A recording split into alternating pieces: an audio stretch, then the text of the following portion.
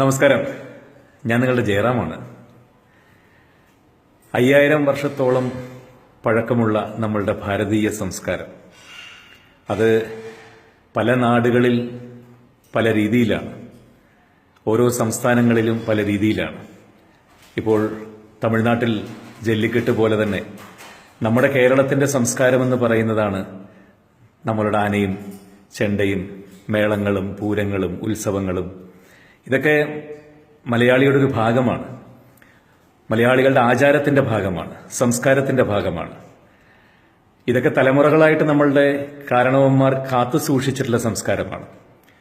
അത് നഷ്ടപ്പെടാതെ അത് കാത്തു സൂക്ഷിക്കാൻ, അത് അതിൻ്റെതായിട്ടുള്ള സുരക്ഷിതമായിട്ടുള്ള കാരണങ്ങൾ കൊണ്ട്, അതായത് ഇപ്പൊ ആനയാണെങ്കിൽ പോലും അത് ഏറ്റവും സുരക്ഷിതമായി, അതിന് ഒരു ആരോഗ്യപരമായി ഒന്നും സംഭവിക്കാത്ത രീതിയിൽ ഏറ്റവും നല്ല രീതിയിൽ നോക്കി, വെടിക്കെട്ടാണെങ്കിലും അത് ഏറ്റവും സുരക്ഷിതമായ രീതിയിൽ, മറ്റു ഉത്സവങ്ങളും കാര്യങ്ങളുമെല്ലാം നല്ല രീതിയിൽ നടത്തിക്കൊണ്ടു പോകാൻ വേണ്ടി ഒരു കൂട്ടായ്മ ഈ മാസം 15-ാം തീയതി തൃശൂർ കളക്ടറേറ്റിന് മുമ്പിൽ രാവിലെ 10:30 ഒത്തുകൂടുകയാണ്. ഷൂട്ടിങ്ങിന്റെ തിരക്കുമായിട്ട് ഞാനിപ്പോൾ ഹൈദരാബാദിലാണ്, എങ്കിലും മനസ്സുകൊണ്ട് ഞാൻ അവിടെയുണ്ട്.